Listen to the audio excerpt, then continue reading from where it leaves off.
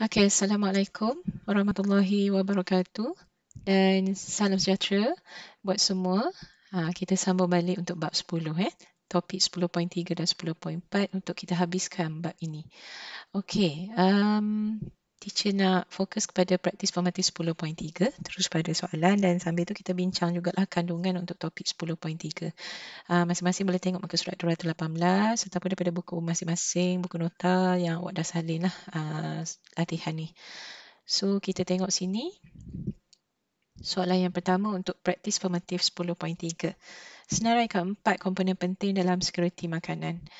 Untuk tajuk 10.3, kita ada tentang apa? Cuba tengok. Berpandu kepada soalan pertama ni, 4 komponen penting dalam sekuriti makanan. Sebenarnya 10.3 ni dia berkaitan tentang amalan dalam melestarikan alam sekitar. Amalan apa yang kita boleh gunakan praktikkan untuk lestarikan alam sekitar kita. Nak kekalkan alam sekitar ni biar dalam keadaan yang baik. Boleh digunakan untuk generasi yang akan datang. Jadi, kita tengok pada muka surat 217 untuk soalan pertama. Ini adalah status sekuriti makanan di Malaysia. Jadi antara orang kata langkah-langkah yang mungkin boleh digunakan untuk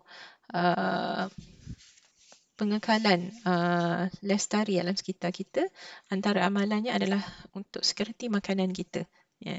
Jadi kalau tengok pada sekuriti makanan, apa yang dimaksudkannya adalah ada di sini definisi dia, sebagai jaminan makanan yang merujuk kepada jaminan ketersediaan makanan, jaminan capaian makanan dan jaminan penggunaan makanan. Maksudnya jaminan kebersihan dia lah, jaminan makanan yang merujuk kepada jaminan ketersediaan makanan, masa penyediaan makanan, and then jaminan capaian makanan. Capaian makanan ni mungkin masa orang kata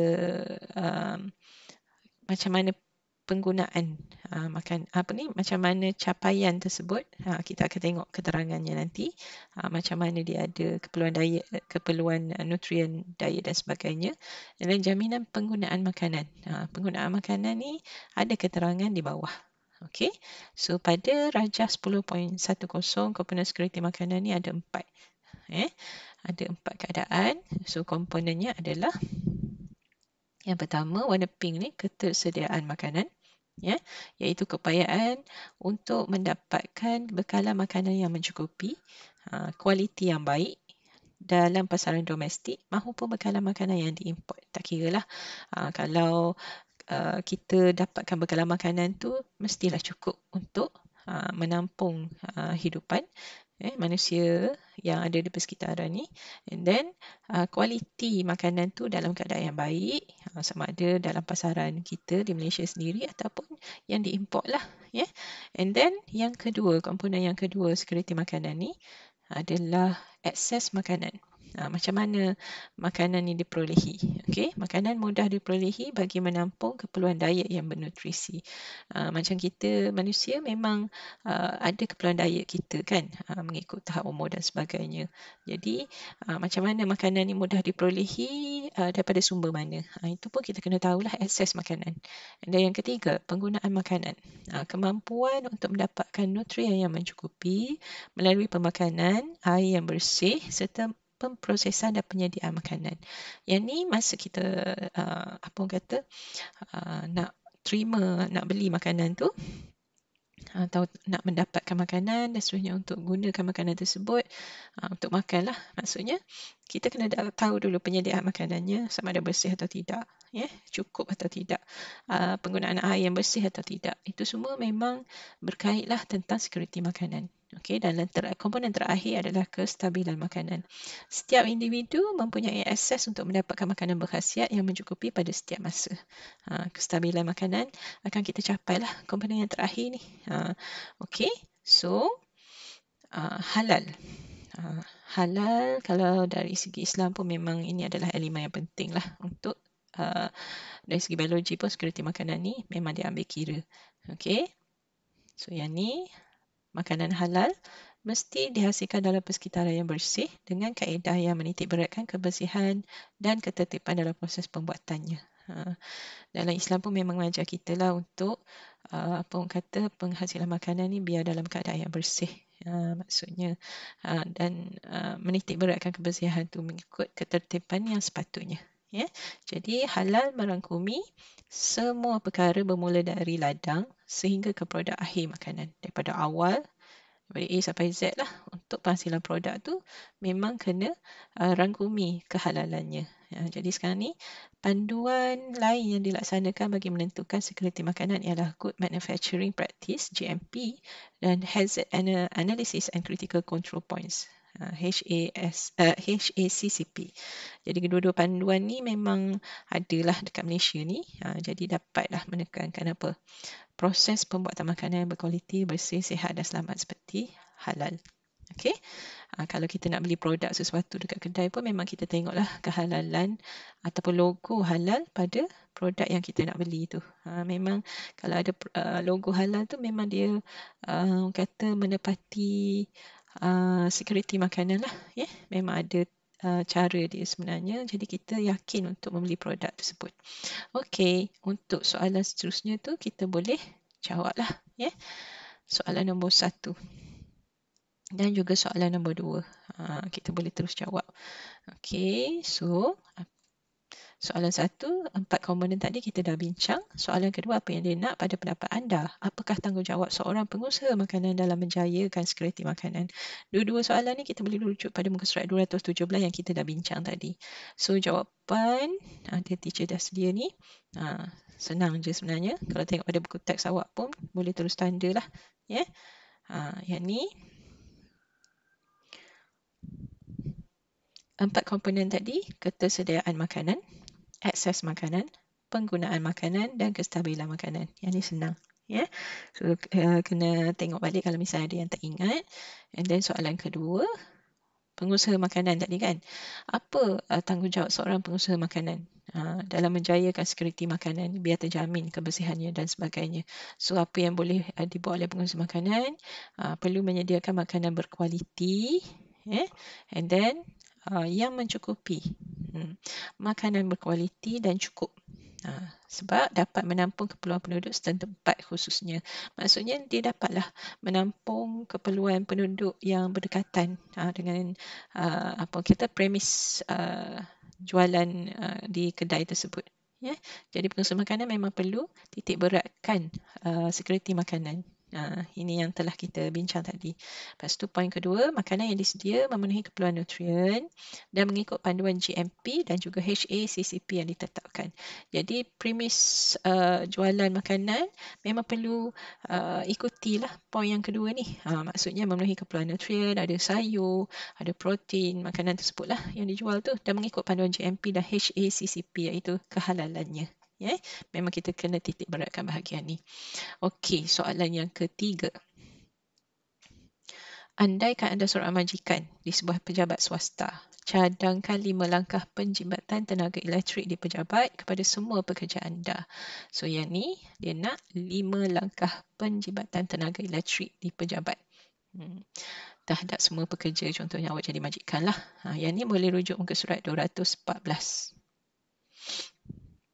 214, 215 ni ada keterangan tentang amalan yang menyumbang kepada kelestarian alam. Yang ni pun pernah awak bincang dalam tajuk 3+1 sains. Okey, tapi berpandukan kepada soalan nombor 3 tadi, dia nak awak cadangkan langkah penjimatan tenaga elektrik di pejabat jika awak seorang majikan. Maknanya nak beritahu kepada pekerja lah. So, kita boleh tengok dari segi penjimatan penggunaan tenaga. Poin kat sini adalah sikit-sikit. Mana kita boleh guna. Daripada gambar ni pun dah kita boleh ambil. Menutup suis elektrik apabila tidak digunakan. Tak kira lah kita berada di rumah ke, di pejabat ke, di sekolah dan sebagainya. Memang perlu amalkan amalan yang ada pada gambar ni. Iaitu kalau tak guna elektrik, memang kita kena tutup lah. Suis lampu, suis kipas dan sebagainya. Menutup suis elektrik apabila tidak digunakan, yang ni kita boleh ambil. Dia nak sekarang adalah 5. Yang ni sebenarnya awak kena orang kata kena kembangkan ayat daripada pengetahuan sedia ada. Jadi daripada keterangan di sini untuk tambahan ilmu, kita ada sumber tenaga elektrik yang utama adalah daripada pembakaran bahan yang tidak boleh diperbaharui, iaitu bahan api fosil seperti petrol dan diesel. Jadi gunakan tenaga elektrik secara berhemat untuk mengurangkan pembebasan bahan pencemar seperti gas karbon monoksida. Kat sini ada banyak sebenarnya poin-poin amalan yang menyumbang kepada kelestarian alam. Selain daripada salah satu daripada soalan nombor 3 ni untuk penjimatan tenaga elektrik. So boleh baca daripada muka surat yang teacher nyatakan ni. So menggunakan pengangkutan mesra alam, daripada pengangkutan mesra alam ni pun amalan yang menyumbangkan kelestarian alam, konsep 5R. Konsep 5R ni bagus sebenarnya. Tengok sini, rethink, repair, reuse, reduce, recycle. Ada 5R. Memang boleh dipraktikkan lah. Especially yang kita semula tu kita memang dah buat sebenarnya. Okey, penggunaan tenaga alternatif yang boleh diperbaharui. Contohnya penggunaan panel solar. Macam dalam gambar ni kan. Penggunaan panel solar, tapi sebenarnya mahal sikit lah. Jarang-jarang orang guna. Sebab tenaga ni tenaga boleh diperbaharui. Tenaga yang dijana daripada sumber-sumber jadi seperti matahari, panel solar ni. And then angin, ombak, air, geothermal dan biogeosim. And then tenaga yang boleh diperbaharui ni sebenarnya lebih bersih, mudah dan selamat. Okay. And then kita ada pula pengurusan sisa domestik dan toksik. Yang ni diuruskan oleh Jabatan Alam Sekitar. Kalau tengok poin-poin yang diberi ni, menyelaraskan aktiviti pembuangan sisa buangan biasanya daripada kilang lah, sisa toksik, sisa domestik daripada kilang, and then menetapkan had maksimum pengeluaran sisa buangan. Dia ada orang kata undang-undang dia, and then mengawal pelaksanaan jenis bahan buangan, kandungan, jumlah dan kesan bahayanya. Biasa Jabatan Alam Sekitar ni memang dia akan orang kata sentiasa semak ataupun melawat ke tempat-tempat kilang ni untuk mengawal pelaksanaan jenis bahan buangan.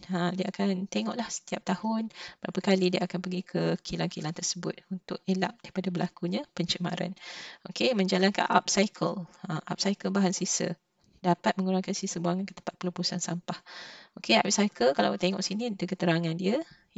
Bahan sisa bermaksud menukarkan bahan lama kepada sesuatu yang baru, cantik dan kreatif. Upcycle. And then bawah kawalan biologi, yang ni pun pernah belajar masa tingkatan 2 tak silap saya.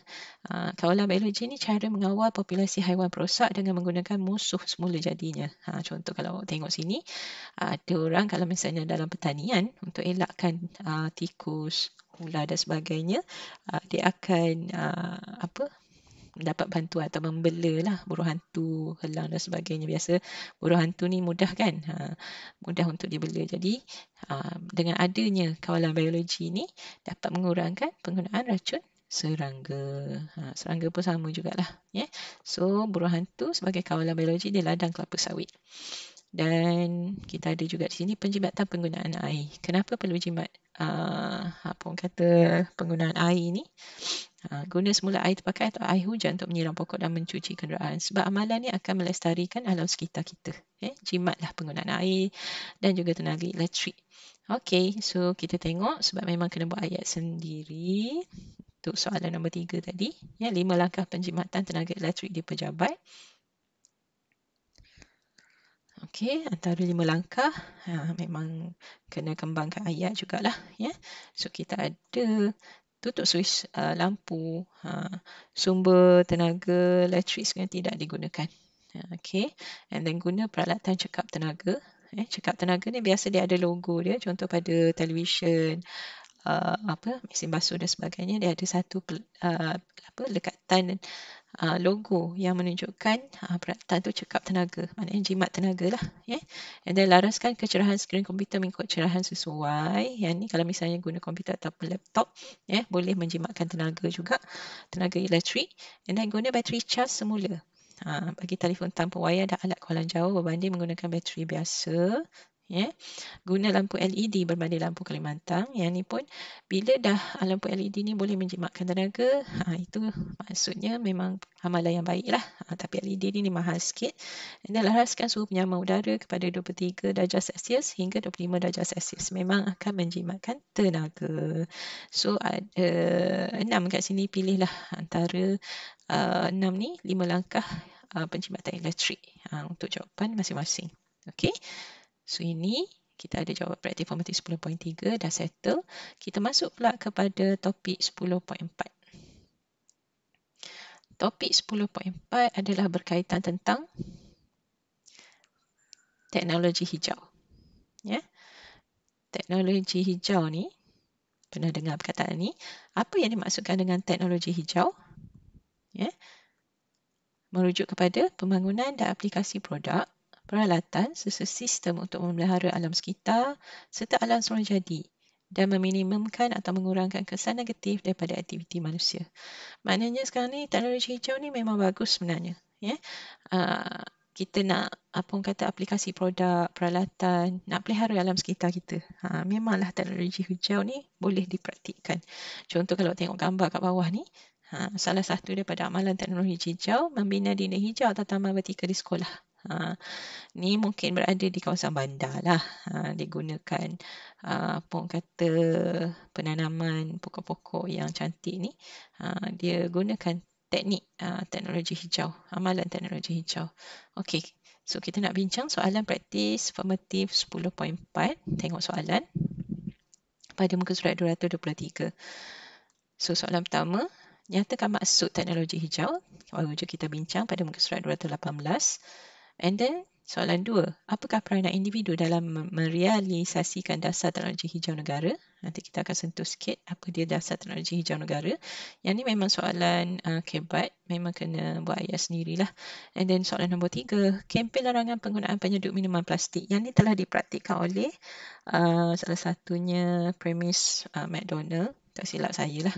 And then dia nak apa lagi? Kenapa kempen larangan penggunaan penyedut minuman plastik ni satu inisiatif bagi pembangunan mampan? Sebagai seorang pengusaha restoran, bincangkan kesan pelaksanaan kempen ini. So bincangkan kesan. Dia nak sekarang kesan pelaksanaan kempen larangan penggunaan penyedut minuman plastik. Yang ni memang soalan kebat yang tinggi jugalah. Memang kena fikirkan ayat-ayat yang sesuai topik 10.4 ni. Okey, kita tengok isi kandungan untuk teknologi hijau. Definisi kita dah bincang tadi. Okey. Sorry. Okey, penggunaan teknologi hijau dalam melestarikan alam. Ya. Yang ni antara kriteria produk, peralatan atau sistem untuk dikategorikan sebagai teknologi hijau.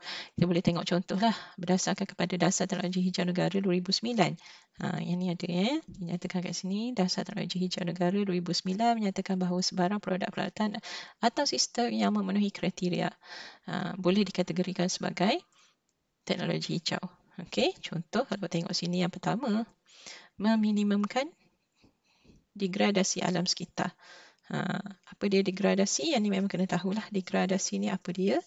Maknanya yang aktiviti yang menyebabkan ancaman kepada alam sekitar kita. Minimumkan aktiviti tersebut. Ya. Pembakaran terbuka dan sebagainya. Jadi ada teknik yang sepatutnya untuk kita gunakan bagi orang kata melestarikan alam kita melalui teknologi hijau. Dan mempunyai pembebasan gas rumah hijau yang rendah atau SIFA. Gas rumah hijau kita dah bincang, salah satunya gas karbon dioksida, gas metana, gas CFC dan sebagainya memang kena kadar yang rendah atau SIFA lah. Biar teknik teknologi hijau ni menepati SOP dia yang sepatutnya lah. And then selamat digunakan dan menyediakan persekitaran yang sihat dan lebih baik untuk semua hidupan. Selamat digunakan amalan teknologi ni, teknologi hijau ni. Jadi memang perlu dipraktikkan lah. Okay. And then menjimatkan tenaga dan sumber asli. Menggalakkan penggunaan sumber yang boleh diperbaharui. Apa dia sumber boleh diperbaharui? Contohnya cahaya matahari, angin, air dan sebagainya. Okay. So next, dasar teknologi hijau negara. Yang ni lah sebenarnya yang meliputi apa orang kata sosial, ekonomi, tenaga, alam sekitar. Yang ni yang kita dah bincang ke atas ni. So berasaskan pada 4 tonggak ni, teknologi hijau akan orang kata memang akan melestarikan alam sekitar kita dengan keadaan yang baik. Okey. Kenapa teknologi hijau ni penting? Okey, kat sini ada teknologi hijau mendorong masyarakat memperhatikan amalan melestarikan alam sekitar dan cara hidup yang lebih baik. So amalan yang berkonsepkan teknologi hijau ni antaranya lah yang pernah dibuat. Okey, menghasilkan ekoenzim daripada sisa buah-buahan sebagai ejen pembersih. Yang ni ada cara dia, contohnya ada penggunaan daripada limau, oren tu. Okey, pisang pun boleh tapi dia terlalu kental sangat, so biasanya guna oren biasanya untuk menghasilkan untuk dijadikan sebagai ejen pembersih. Okey, mengitar semula sisa dapur dan sisa makanan untuk menghasilkan baja semula jadi atau penggalak pertumbuhan tanaman. Kita semula sisa dapur, maknanya sisa bahan buangan makanan kita tu untuk hasilkan baja semula jadi. Memanglah boleh digunakan sebagai orang kata penggalak pertumbuhan tanaman di kawasan rumah kita. Kalau tak percaya, boleh guna kulit bawang, bawang merah ke, biasanya boleh gunakan tanam dekat pasu bunga awak. Sebenarnya dia ada nutrien jugalah untuk pertumbuhan tanaman tu. Okay, and then yang ketiga, menghasilkan biogas daripada sisa pepejal organik. Penghasilan biogas daripada sisa pepejal. Biogas ni maknanya orang kata memang orang kata menyelamatkan atau melestarikan alam sekitar kita, hasil daripada sisa pepejal organik tu. Menghasilkan tepung daripada kulit pisang untuk dijadikan sebagai bahan pembuatan bioplastik semula jadi. Nak gantikan plastik, daripada kulit pisang tu kita boleh menghasilkan satu tepung. Memang orang kata elakkan kita daripada penggunaan plastik yang berlebihan. And then menghasilkan baja folia cecair daripada sisa dapur untuk digunakan pada daun sebagai penggalak pertumbuhan sayur-sayuran. Bayangkanlah daripada sisa dapur kita tu sebenarnya banyak kegunaan atau kepentingan dia untuk penumbuhan tanaman, sayur-sayuran dan sebagainya. Jadi boleh praktikkanlah. Contoh yang biasa teacher dengar, kalau roti. Roti yang dah habis due date tu, dah habis tarikh luput dia, jangan buang. Maknanya boleh gunakan balik roti yang dah habis tarikh luput, campur dengan air yang banyak dalam satu baldi, beberapa keping roti lah. Tapi memang kena peram lah, kena beberapa hari disimpan dalam campuran air tu. Tutup lah sebab dia akan menghasilkan bau yang tidak menyenangkan. And then dia boleh jadi baja kepada tanaman, pokok-pokok bunga terutamanya. Sebab bila katalah ambil dalam satu cawan air baldi yang bercampur dengan roti yang dah habis tarikh luput tu, ambil satu cawan, and then masukkan dalam bekas penyiram air tu, tambahlah air sebenarnya, memang bau sikit lah. Lepas tu siram pada pokok-pokok, terutamanya pokok yang berbunga. Memang dia akan menghasilkan bunga yang kembang besar, yang cantik sebenarnya, dan subur lah sebenarnya tanaman kita. Itu antara amalan teknologi hijau yang kita boleh gunakan, sebab dia memang satu, banyaklah positif dia ataupun kebaikan dia. Salah satunya menjimatkan orang kata tenaga. Menjimatkan tenaga apa? Maknanya kalau kita tak perlu guna baju-baju dan sebagainya, orang kata dapat orang kata membantu menyuburkan tanaman kita lah. Okey, kita sambung lagi. Aplikasi sains sosial untuk menyelesaikan masalah dan cabaran alam sekitar. Okey, yang ni untuk pendidikan alam sekitar. Kenapa? Apa tujuan dia? Okey, kita ada beberapa objektif kat sini. So, kita boleh tengok meningkatkan kesedaran individu dan masyarakat terhadap keadaan alam sekitar dan masalah, memberikan pengetahuan kepada individu dan masyarakat tentang alam sekitar, masalah serta peranan dan tanggungjawab setiap individu, memperoleh kemahiran untuk menyelesaikan masalah alam sekitar dan mengambil berat tentang alam sekitar dan sanggup melindungi dan memajukan alam sekitar. Yang ni objektif pendidikan alam sekitar lah, berkaitan tanggungjawab kita, masyarakat, terhadap terhadap kelestarian alam sekitar kita. Memang perlu dilindungi lah. Dan yang ni kita boleh baca sendiri. Sambung balik soalan nombor 2 dan juga nombor 3. Nombor 1 senang je sebenarnya. Okey. Nombor 1 dah ada dah. Teknologi hijau maksud dia. Tengok sini Tengok satu persatu. Okey, teknologi hijau maksud pembangunan dan aplikasi produk, peralatan serta sistem untuk memelihara alam sekitar dan alam semula jadi serta meminimumkan atau mengurangkan kesan negatif pada aktiviti manusia. Okey, itu teknologi hijau, amalan teknologi hijau yang boleh dipraktikkan. Ini definisi dia. And then peranan individu memang kena Google ataupun daripada pengetahuan sedia ada. Dan juga daripada isi sikit daripada yang kita dah bincang tadi. Menggunakan menggunakan tenaga daripada sumber yang boleh diperbaharui. Contoh seperti tenaga solar. Yang ni untuk peranan individu merealisasikan dasar teknologi hijau negara. Memang salah satunya kita boleh gunakan sumber-sumber tenaga yang boleh diperbaharui. Tenaga solar daripada cahaya matahari. Memanglah orang kata memang menepati dasar teknologi hijau negara. Yang kedua, tidak melakukan aktiviti meningkatkan pembebasan gas karbon dioksida ataupun gas-gas rumah hijau seperti kita boleh amalkan berkongsi kereta atau kenderaan. Dan menggunakan kenderaan awam seperti bas, monorail dan sebagainya. Okey. Yang ketiga. Soalan ketiga, dia nak kempen larangan penggunaan penyedup minuman plastik. Bincangkan kesan pelaksanaan kempen ini. Kalau kita elakkan daripada menggunakan penggunaan penyedup minuman plastik, apa kesan dia? So, kesan yang positif lah. So, kita tengok sini, dapat memelihara alam sekitar dengan meningkatkan kualiti air serta tanah. Apabila bahan plastik tidak dibuang ke dalam air ataupun ditanam dalam tanah. Tindakan ini dapat mengelakkan berlakunya pencemaran air. Bila kita tak buang, elakkan berlakunya pencemaran air lah. Kita tak buang penyedup minuman plastik itu ke dalam persekitaran ekosistem air, elakkan berlaku pencemaran air. Bila tak berlaku pencemaran air, dapat menyelamatkan hidupan akuatik daripada termakan plastik itu. Contohnya penyu lah biasanya sebab dia ingat ubur-ubur kan. Bila dia nampak plastik, dia akan makan. Jadi elakkan daripada hidupan akuatik itu daripada orang kata termakan plastik tersebut. Dapat selamatkanlah populasi dia. Kan penyu pun susah untuk kita tengok sekarang kan. Salah satu haiwan yang risiko untuk pupus. Jadi perlu kita selamatkanlah. Elakkan daripada penggunaan bahan-bahan plastik. Contohnya penyedup minuman plastik ni. Dengan ketiadaan plastik, pembakaran plastik juga tidak berlaku. Pembakaran plastik biasa orang bakar juga kan bahan buangan semacam plastik ni.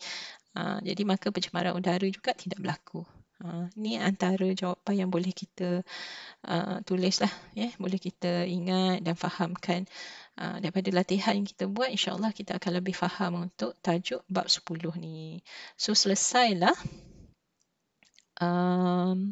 kandungan untuk bab 10 kelestarian alam sekitar. So teacher harap lepas ni masing-masing boleh tengok balik lah bab 10. Kalau ada yang tak faham boleh tanya cikgu anda.